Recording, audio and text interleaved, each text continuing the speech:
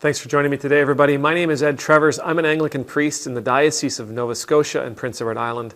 I get to serve in the beautiful town of Shelburne, Nova Scotia, in the awesome parish of Church Shelburne that sits on the ancestral and on the unceded territory of the Mi'kmaq people. And I want you to know how much I appreciate you all for being out there. I appreciate your prayers. I appreciate your time. And I appreciate probably most how much you're teaching me. Today, we're going to talk a little bit more about that song, Indestructible by Disturbed. Now, you've seen the song, you've listened to the song, you've seen the lyrics, you've heard these talks going into this. But there's something really important that we haven't really quite addressed, except maybe on the periphery, and this time I want to focus right on it, and that is this. The song is about a battle. It's about a war. It's about fighting. It's about fighting for something that you believe in, something that something that you value, something that means a lot to you. And one of the things that is implicit whenever you get in a fight is that you're fighting somebody. I do have friends out there who I love dearly. Don't take this the wrong way, boys, but I've seen them maybe have a few too many drinks and decide they were going to fight a telephone pole. That's completely up to them, but the telephone pole isn't really the enemy. We need to know who it is we're fighting. Last week we talked about why. Why do we fight? Why are we offering ourselves to this cause or that cause? Why is it that we are motivated for this particular battle? Well, it's wildly important. Any military historian, any general, any soldier will tell you it's wildly important to understand and to know your enemy. You have to know who you're up against. Because if you don't know who you're up against, you don't know what tactics they're going to use, you don't know what strategies they're going to use, you don't know their history. And therefore, you don't really know what strategies and what tactics you should use. Knowing your enemy inside and out is wildly important. And as a matter of fact, if you know your enemy inside and out, you may actually be able to win the battle before the battle even has to be fought.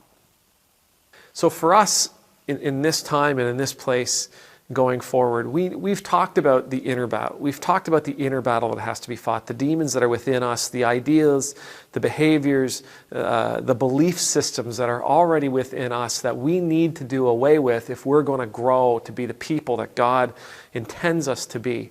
And I think we talked a little bit about what needs to be done in the world. We need to understand who out there in this world it is that we have to face. It's not uncommon for us to see two groups of people protesting and counter-protesting. And the truth is, they don't actually have a problem with each other. They have a mutual enemy, but somehow that mutual enemy has set them against one another. That's diabolical. And quite honestly, a brilliant way of fighting a battle is to have two people that dislike you fight each other. The enemies we're facing here in this world, they're not governments, they're not people, they're not laws. Those things exist and those things are problematic in some cases, but they are almost entirely symptomatic of what the real problem is.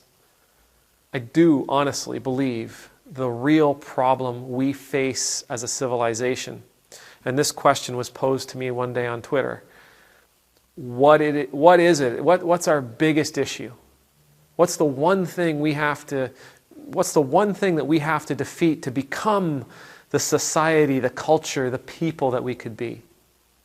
And I honestly believe the issue is that we don't look at each other as though we are precious. We don't look at each other. I don't look at you, you don't look at me as though we are precious. We simply see people. We see humans. We see bodies. We don't see one another as precious individuals, as precious members of our communities, as precious creations of God. It's terribly important that we defeat this. We must begin living our lives in such a way that we see one another as precious and special and beautiful and loving and lovable.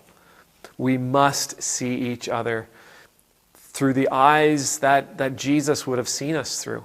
Now, I say that knowing that there are people out there who are listening to this that are not believers.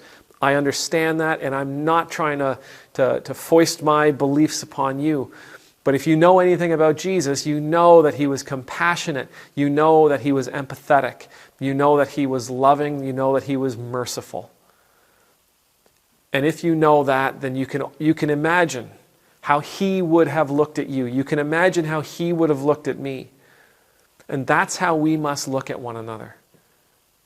That when I see you, I see somebody who is lovable.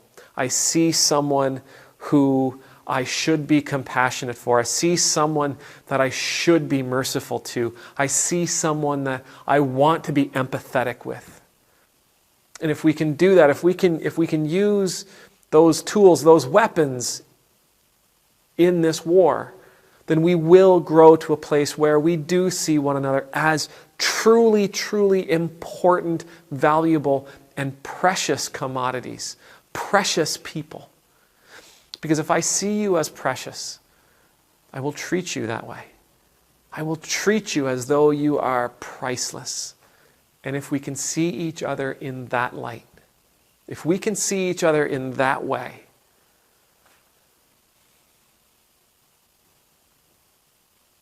everything changes. I know this is pie in the sky stuff. I know that. I know these are wildly huge dreams. But I can do all things through him who strengthens me. I believe in a God whose Son, after being crucified, rose from the grave. 40 days later, ascended into heaven. I'm allowed to dream big. I can dream big. God can do amazing things. God can do more than I could ask for or imagine.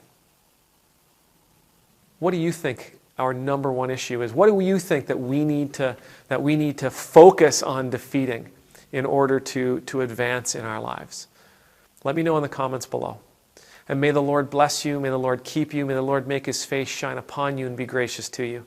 May the Lord lift up his countenance upon you. And may you know the peace of always being in the Lord's presence. And I pray that when you look at your neighbor, when you look at the stranger, when you look at your family, you see them as truly precious, wonderful, valuable human beings. Amen.